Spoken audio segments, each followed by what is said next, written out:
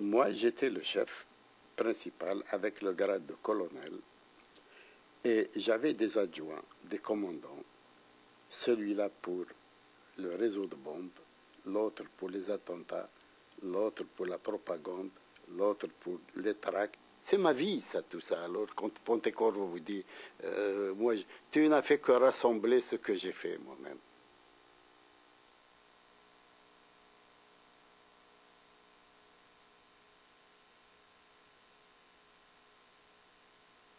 Je savais qu'il m'attendait un métier de policier. J'avais déjà été suffisamment imprégné, si vous voulez, de l'ambiance algéroise et des conditions de cette lutte que nous, militaires, nous connaissions pratiquement depuis fin 1946 et que nous avions forcément étudié pour m'attendre au travail qui devait être le mien, au travail policier. Je savais que je ne pouvais pas y échapper.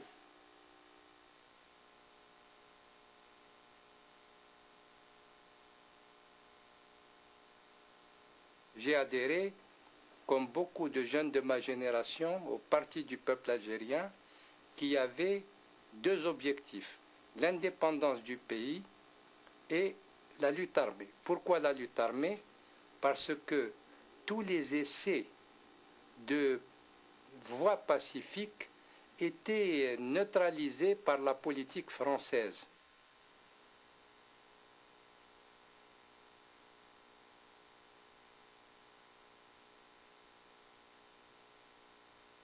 La guerre de la bataille d'Alger a été menée d'une façon dure. Elle a été menée contre une organisation terroriste que nous avions à démolir, qui employait des procédés difficiles, des procédés qui ne sont pas employés dans la guerre, qui s'attaquaient par la bombe, par des attentats à des civils. Nous étions responsables de la population civile, nous devions la protéger, nous devions protéger, empêcher que les bombes soient mises.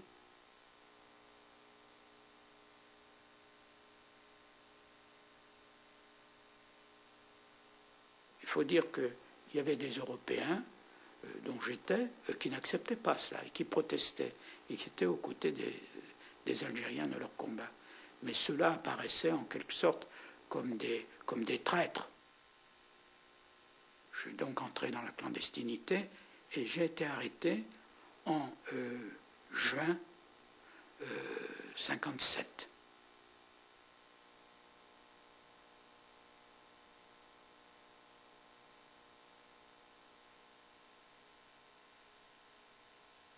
J'ai vécu intimement, de manière intime avec mon peuple et mon pays, ce qui m'a amené à des moments de choix importants, de toujours faire le choix de mon peuple et de mon pays, ce qui m'a amené donc à participer à la guerre de libération nationale.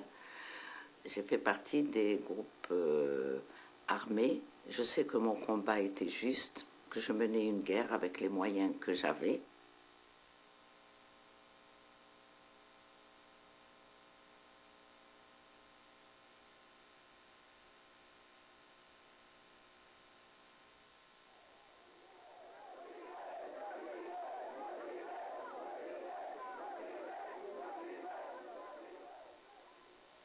Pontecorvo's film, The Battle of Algiers, is the way into an understanding of the history of the Algerian War for most Western audiences. It's their first contact with this drama. It, of course, does not cover the entire war. It's the door to an understanding. It's very important, I think, today, because it has lessons about terrorism and the winning over of we might call it the silent majority. Because one has to remember that when the revolt started in Algeria, they were a very small minority, and it was only through a process of terrorism and menace and bribery that they got a majority of Algerians on their side.